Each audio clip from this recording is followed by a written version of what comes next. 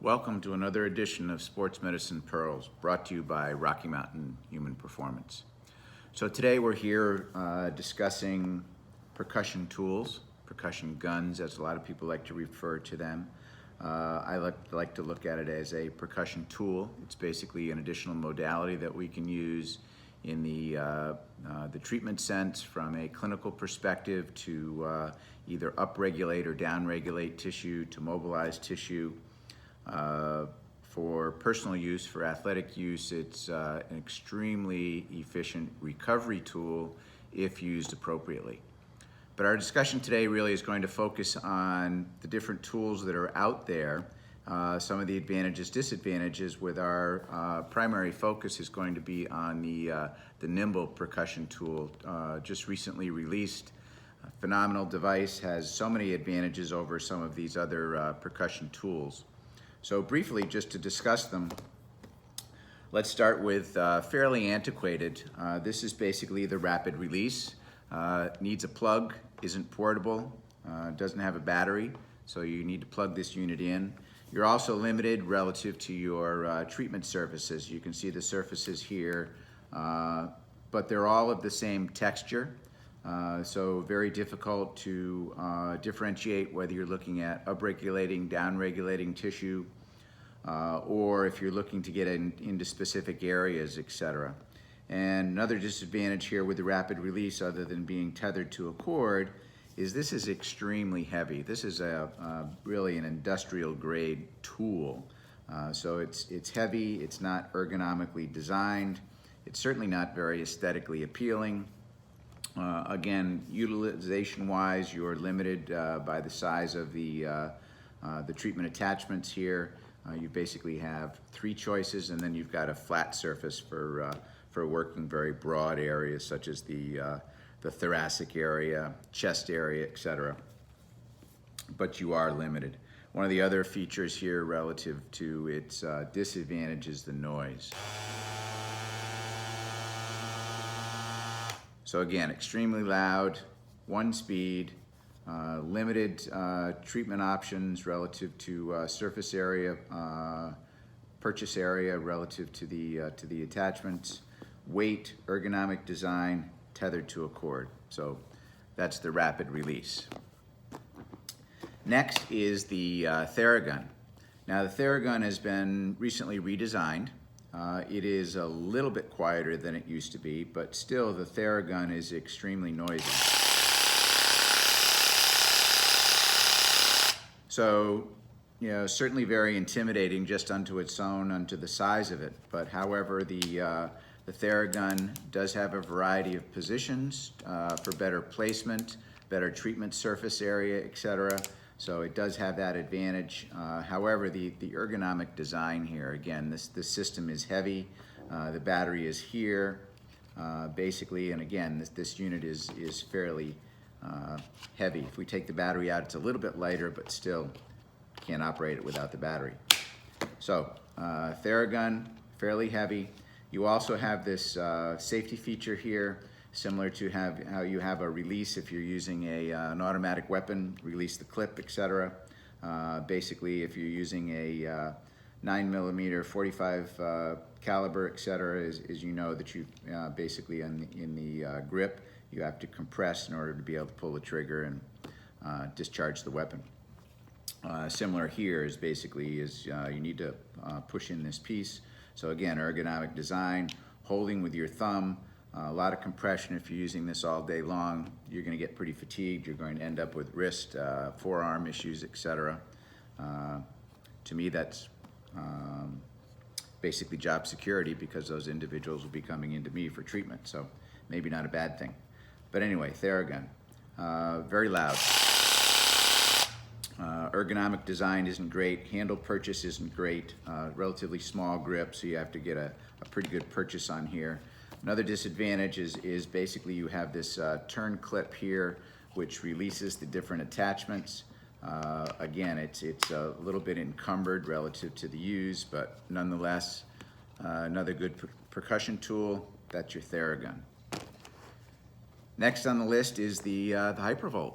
Hypervolt, at the time was a phenomenal release relative to this device for a variety of reasons. Theragun, once again, you only have one speed, similar as I talked to with the rapid release. However, the release of the Hypervolt, now we've got 3 speeds, basically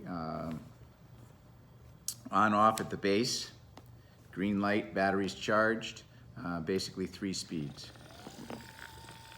But again, if we come up in speed, this guy is pretty noisy.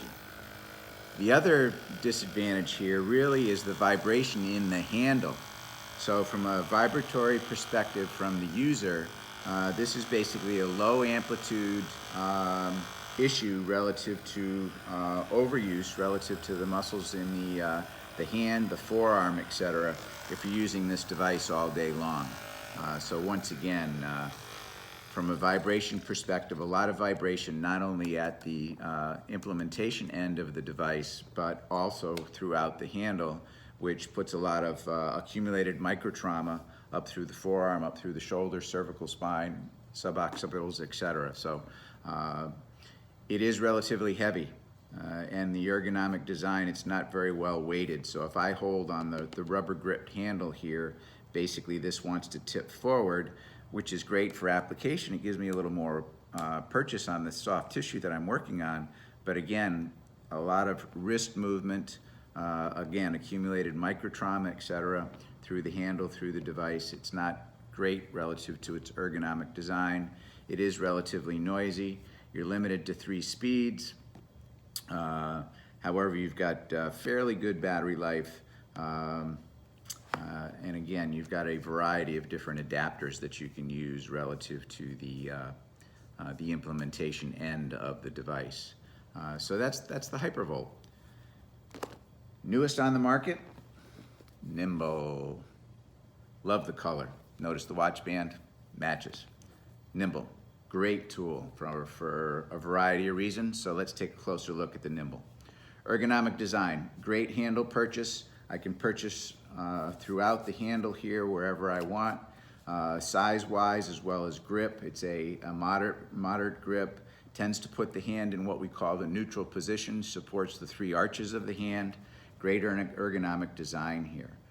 You can also, because of the knurling basically on the top of the device, if I want to, I can use this as another purchase area to get into tissue. So again, ergonomic design as well as getting at tissue, comfort for the user as well as comfort for the implementor.